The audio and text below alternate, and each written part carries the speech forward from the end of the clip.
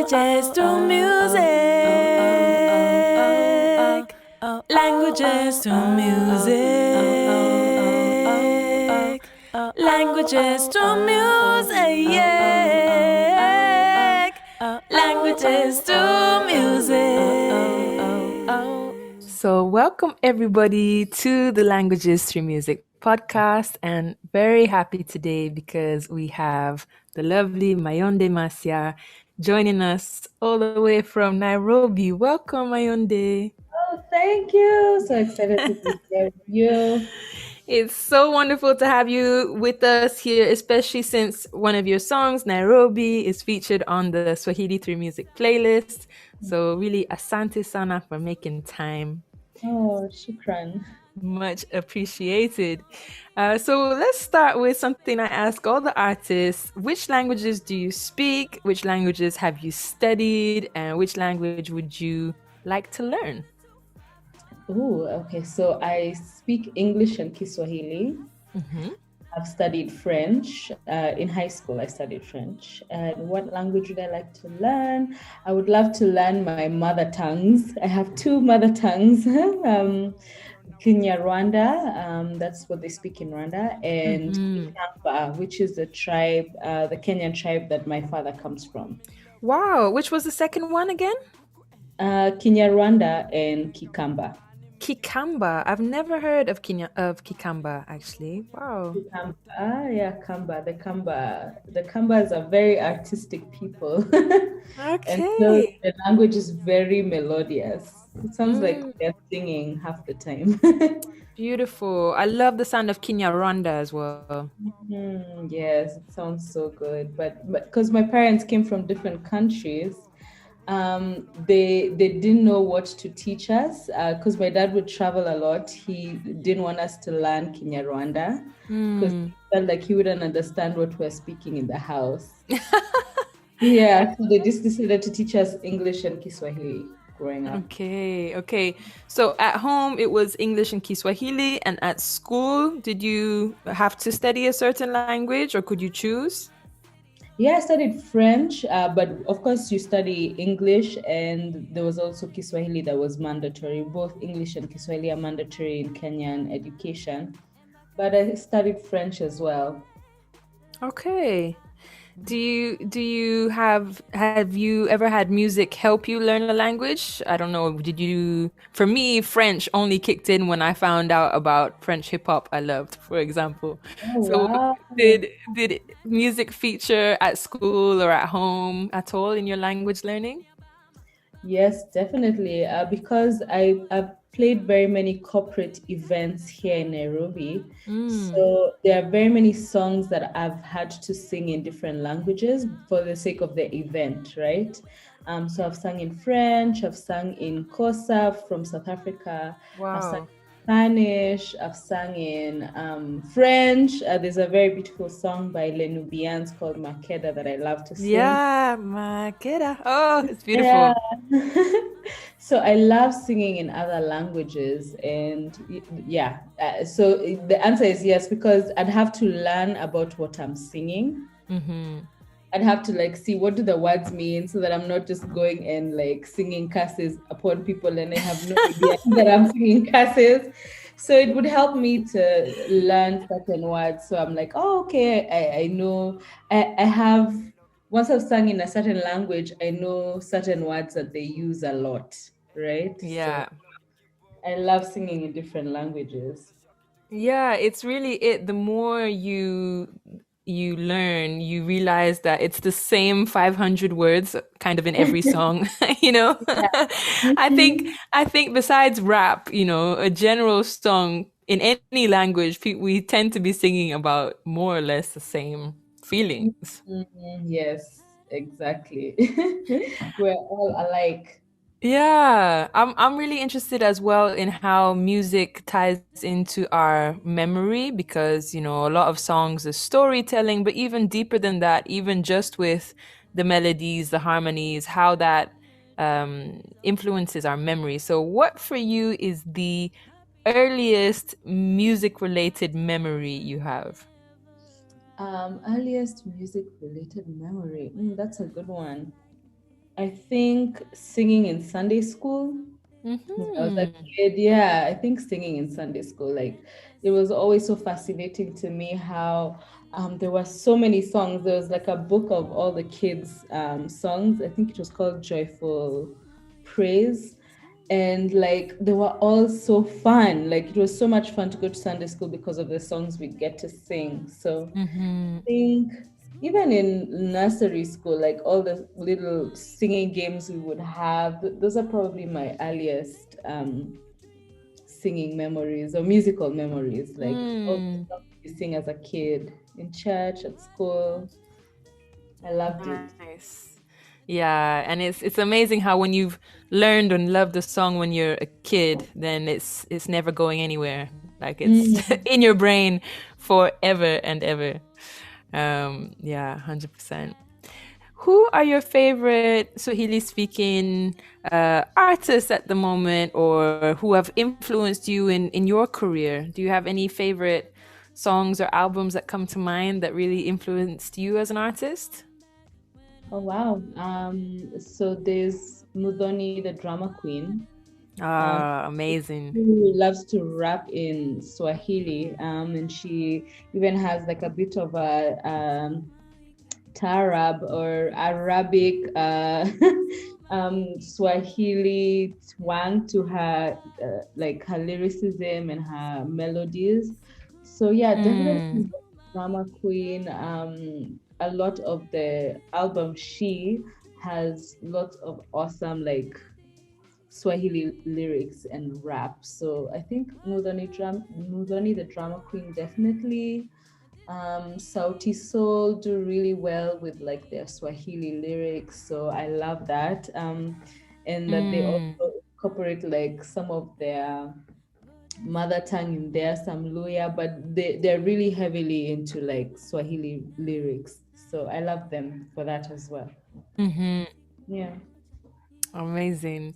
Do you have any words or expressions that you tend to use a lot? In Swahili. Hmm. Oh, that's a good question. Or any favorite sayings? Yeah. Well, I find that I talk about love a lot. So Hmm. penzi lako, penzi letu, penzi, like I use mapenzi a lot. Because I love to talk about love, and the Swahili word for love is upendo. Yeah. Mm. So, um, nakupenda sana. That's something I say. Wewe ni penzi langu, you are my love. Like I say those Swahili words a lot, and I've had to try to edit myself to be like, girl, you can't use this in every song. Why not? It's a beautiful thing. Yeah, it's a beautiful thing. Yeah, but yeah, so when it comes to love songs, I love to write love songs, and I love how how it's so melodic as well. And so I love that um upendo. I love how the syllables for anything that has to do with upendo, mpenzi, penzi, it just Mm. all sounds so good to me. So I can't help but use that word. And it sounds beautiful when you sing it too. So obviously, Nairobi was a big inspiration for this song that we've included in the playlist. But for you in general, what most inspires you when you're writing? I think it has to come from the heart. Like it has to be something that my soul has been stewing on for a minute or thinking about. Mm, Like say with Nairobi, I was thinking about how for the longest time I was given this dream of, it's success is outside Kenya, it's outside Nairobi. Like only people like in the States or in the UK can make it as artists. Like your soul mm, dream. And then realizing, oh no, I'm exactly where I'm supposed to be. I'm supposed to build my home. I'm supposed to build the industry here. And it's not about having something work out outside. So, see, I'd been stewing over that for a while, and so I decided mm. a song to celebrate where I'm at, celebrate the city that raised me. So a Yeah. lot of the times it's just something that I've processed, that I've had to overcome, or that I've had to um, change a perspective on, and then I'll want to celebrate it in music. Mm. So it just has to be something that I've lived through or overcome. I think that's a really great point what you bring up. The other day I found an essay that my father wrote. He was Eritrean. So Mm. when he was born, it was Ethiopia, and he got a scholarship to the States. And I found an old essay he must have written like in the early 70s, and he kind of coined a phrase because I've looked it up online. I haven't found it, so I think he invented it. It was called "bean to ism," and it Mm. was about this whole thing of how in so many countries all around the world and within Africa that people are given like some more value if they've been to America or they've been to the Yeah. States. And so the whole essay was about, we have to kill that. Like that can't be a thing. Why do we make people feel like they should leave their home in order to Yeah. gain value? And why does education or experience, professional experience abroad, have any more weight than experience at home? So yeah, I think that's really a important and wonderful work to do because Yeah. So it's shift in perception, yeah. yeah, and I see that even in languages. I used to live in Brazil, and at one point there were posters coming up in the city telling people to stop using English words, especially things for like email or computer or tech Mm. things. It was kind of pushing people to keep using to their own Portuguese and not letting English seep in too much, like into day-to-day Portuguese conversations. Oh wow. Okay. Yeah. So I found that was really interesting because in some countries, I mean, I know in Kenya and in Tanzania, there's often a mix of what was it? Philippa told me Swaglish. A shame. Yeah, Shang. Yeah, and some countries are embrace mixing languages, Mm. and there's some movements that are like, no, we have to keep English away from our mother tongue. So Yeah. no, it's interesting. Is there music where you don't understand the lyrics or the language, but you just really are drawn to the sound, to the atmosphere? I don't know, Yes. samba Oh or my gosh, all the time. K-pop. All the time.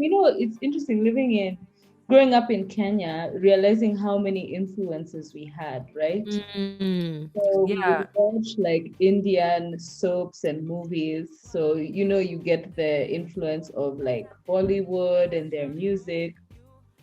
And then like also hearing like French house. That Mm, being something. South African music is huge in Nairobi, in Kenya.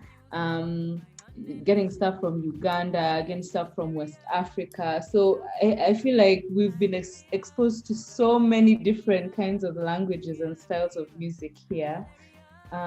And so Kenya is really mm, a melting pot, Nairobi especially, of all kinds of music and languages. And I don't know how it happened like that, but we listen to so much. So I love South African music. And you just find yourself singing along, even if you don't know what you're saying. And then now sure. eventually you're like, what am I saying? Let me go and find out what those lyrics are. Because it's just so dope, especially South African music. There's this Yeah. artist called Busiswa, and like she released a song, and I was like, I have to learn the lyrics, I have to know what it means, just because of how dope it was. So Mm, totally, that happens to me all the time. amazing. Yeah, I wish we had all the time in the world to learn all the languages we want to. Yes. Really, I don't know how much travel has been affected for you in the past year, but I know here so many concerts and tours have had to be cancelled. Um, so when things get a bit more back to normal, where would you like to travel? Where would you like your next trip to be? Your next concert to be? Oh wow. I feel like traveling in my mind has been cut short. Although Mm. we're like projecting for end of this year to go to Australia. So that's the Wow. next place I'd like to travel to if everything goes the way it's supposed to go. So yeah, definitely Australia, but that's like a family thing. If it's to perform, I would really love to go to Brazil. I Wow, would amazing. really love to go to Brazil because I really love bossa nova music, and the next project I'm working on has heavy bossa influence in it. Oh, cool. So I would love to just go and soak up all the bossa nova in Brazil and like Yeah. sing with them, and yeah, I would love to perform in Brazil. Oh, I would love to hear a mix of Portuguese and Kiswahili in a song. That would be I think that killer. would sound really nice, actually. That would be so nice. Two such musical languages. Hmm. That would be beautiful. So, So, as a last question, is there music you have plans to share this year? What can people listen out for? oh yes. So yes, it's a record I'm working on, and I really love bossa. I love hip hop, and I want to fuse the two. Mm. And so that's really the project I'm working on. I've been shopping for stuff online. Like now it's amazing how you can find beats on the internet. It's crazy. Mm. You can find producers from all over the world on YouTube, on Spotify, on Apple Music, and then just take the sounds you like and write to that. So that's Mm. currently what I'm doing. Lots of songwriting, and aiming for the end of the year to release it. So Amazing. And hopefully with a gig in Brazil to boot. That would be Yay! so great. Right, That right. would be so great. Amazing. Mayonde, thank you so much for making time today. It's so wonderful to have you as a guest on the podcast and to hear the speaking voice behind the amazing singing voice that we hear on the playlist. So thank you so much. Thank you. Thank you so much for having me. And I hope to be at that concert in Brazil. Hey, yeah, Hey, there you can show me around, I'll be there. I'll be your translator. Thank you. Languages to music. Languages to music. Languages to music.